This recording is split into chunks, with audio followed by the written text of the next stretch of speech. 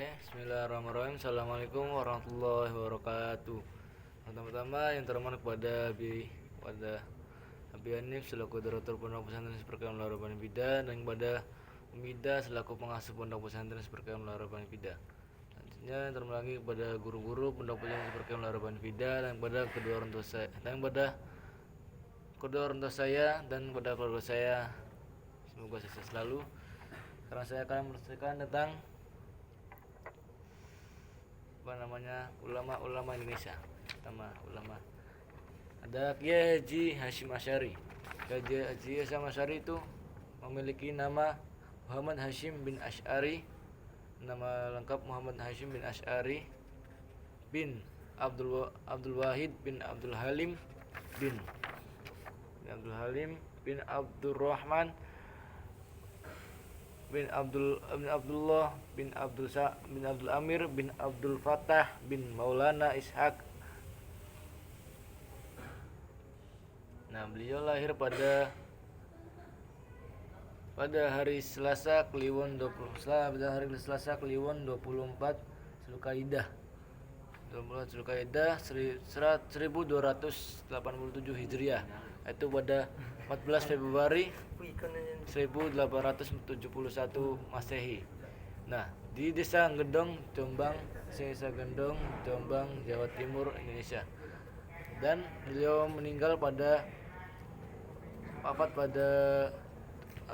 tanggal 7 Ramadan 1366 Hijriah atau 25 Juli 1947. Nah, pendidikan Kiai Haji Hasyim Asy'ari itu dimulai dengan menghafal Al-Qur'an dan mempelajari dasar-dasar ilmu agama di bawah bimbingan ayahnya. Dan ketika umurnya 15 tahun, beliau itu melanjutkan pendidikannya ke berbagai pesantren masyhur di Jawa dan di Madura. Antara lain adalah Pondok Pesantren Wonokoyo, Probolinggo, Langitan,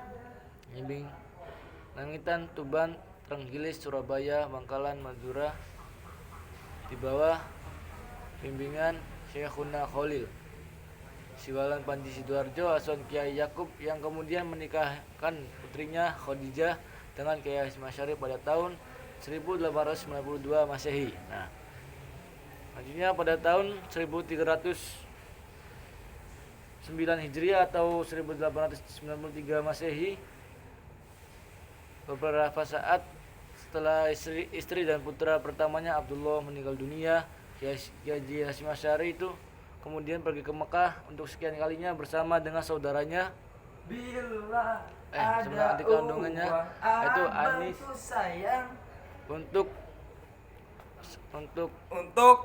kembali melanjutkan studinya. Di sana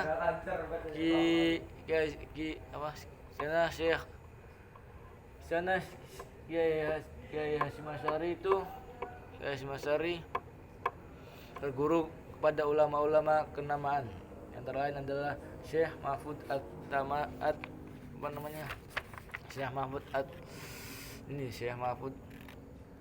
At-Tamasyi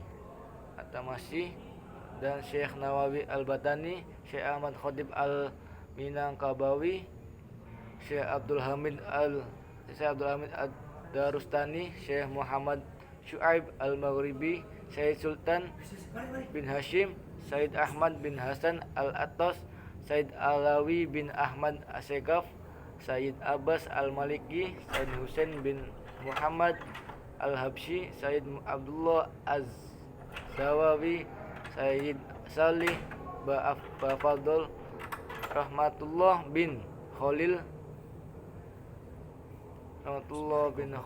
Al-Hindi, Muhammad Abid bin Husain Al-Maliki, dan Hashim Al-Dagestani. Dari guru-guru tersebut, Kiai Hasyim mempelajari berbagai macam disiplin ilmu seperti fikih, seperti konsentrasi mazhab Syafi'i, dan ilmu hadis, tauhid, tafsir, tasawuf, dan ilmu hadis merupakan pelajaran yang sangat digemarinya. Setelah kurang lebih 7 tahun mengembala mencari ilmu di Mekah, beliau memutuskan kembali ke kampung halamannya dan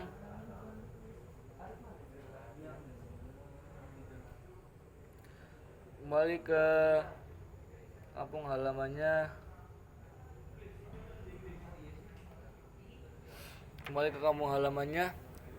dan mendirikan pondok di daerah Tebu Ireng. Setelah beberapa saat sebelumnya ia mengajar di pesantren Gendong yang didirikan oleh kakek dari ibunya, yaitu Kiai Haji Usman. Nah, kalimat Kiai Hasyim Asy'ari itu yang terkenal terutama dari dalam ilmu hadis yang telah mengandung banyak santri yang ingin menimba ilmu darinya.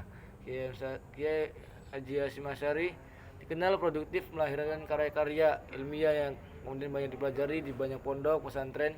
Antara karya-karyanya adalah Adabul Alim wa Muta'alim, Risalatul Jami'ah, Siyadatut Ta'liqat ala Manzumi Asy-Syaikh Abdullah bin Yasin Al-Furwami, Hasyiah ala Fatir Rahman, Ad-Durur Al-Munqantarah fi Masailit Tis'ah Asyarah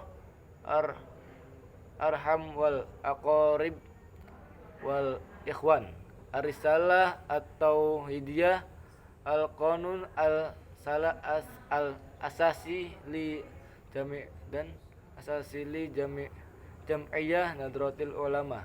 Nah, dan selama penjajahan Belanda beliau tuh anti Belanda. Dan setelah anti Belanda sama seperti ulama-ulama lainnya, anti Belanda, ulama tradisional lainnya juga. Yaitu menjauhkan diri dari kerjasama dengan rezim kolonial Belanda. Ia juga sangat aktif melakukan perlawanan budaya dengan melarang umat Islam meniru kebiasaan orang-orang Belanda.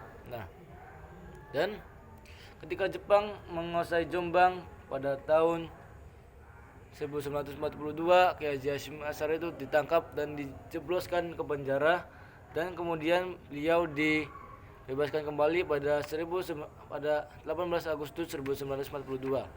Nah, pada tahun 1943 beliau itu ditunjuk sebagai Sumobuto atau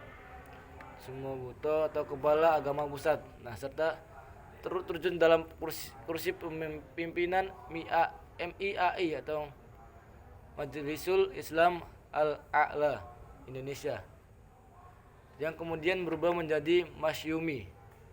Nah, di samping kegiatan di samping aktif mengajar, Kiai Haji Hasyim Asy'ari juga aktif dalam berbagai kegiatan yang baik yang bersifat lokal maupun nasional.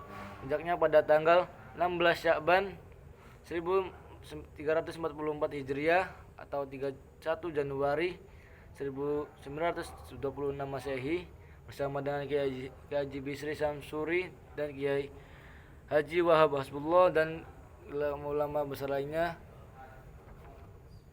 Kiai Haji Hasyim Asy'ari mendirikan Jam'iyah Nahdlatul Ulama atau NU yang kemudian menjadi organisasi Islam terbesar di Indonesia.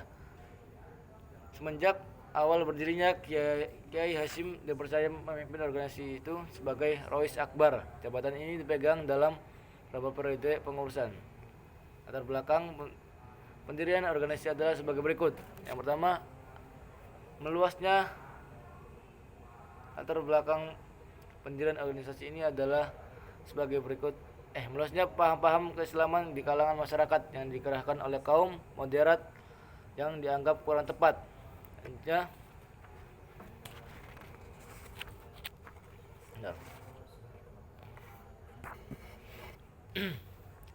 Adanya perbedaan pendapat antara kaum tradisional dan kaum modern yang dapat merenggangkan ukhuwah Islamiyah.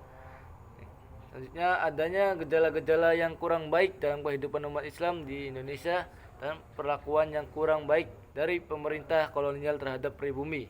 Adanya tujuan pendirian organisasi ini adalah untuk memperbaiki keadaan umat Islam dan masyarakat agar tidak terpengaruh oleh paham-paham baru yang kurang tepat. Selain itu, agar umat Islam agar umat Islam dan masyarakat Indonesia tidak terpengaruh oleh wujukan dan pemikiran pemerintah kolonial. Pada awalnya NU tidak bergerak dalam bidang politik.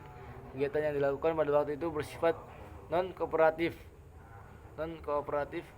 tidak mau bekerjasama dengan pemerintahan kolonial, namun bergerak dengan berjalan sesuai kebijakan dengan pemikiran dan para ulama Islam tradisional. Perkembangan NU dapat dibagi dalam 3 periode, yaitu sebagai berikut. Periode awal, yaitu pada 1926 sampai 1937. Dan ini merupakan masa pembimbingan kepengurusan organisasi yang dibagi pada syuriah untuk kaum tua dan tansidziyah untuk kaum muda. Periode pertengahan pada tahun 1939 sampai tahun 1952. Periode pertengahan ini merupakan masa pembentukan Majelis Islam A'la Indonesia atau MIAI dan Majelis Syuro Muslim Indonesia atau Masyumi. Pada masa ini juga dikenal dengan masa pemerintahan Jepang, di mana NU bersama Muhammadiyah sangat berperan baik di bidang kemasyarakatan maupun di bidang politik kenegaraan. Masa ini merupakan masa pertentangan di antara pertentangan yang terjadi antara kaum muslimin dan kaum nasionalis, serta pertentangan antara partai-partai Islam itu sendiri. Dan selanjutnya ada masa periode akhir pada tahun 1952 sampai sekarang.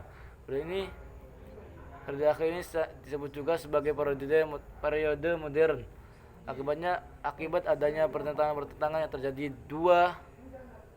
terjadi dan seperti tidak dapat disatukan NU menyatakan diri keluar dari Masyumi. Akhirnya NU menjadi partai politik yang berdiri sendiri. Aktivitas yang dilakukan di bidang politik pada masa ini ternyata membuahkan hasil dan menjadi partai bersaing di antara partai politik Islam yang lain. Namun setelah politik Islam dijadikan satu ke dalam tubuh PPP atau Partai Persatuan Pembangunan, NU kembali kepada tujuan semula, yakni menjadi organisasi Islam yang hanya bergerak di bidang keagamaan dan sosial bermasyarakat. Oke, mungkin cukup sekian dari saya. Assalamualaikum warahmatullahi wabarakatuh.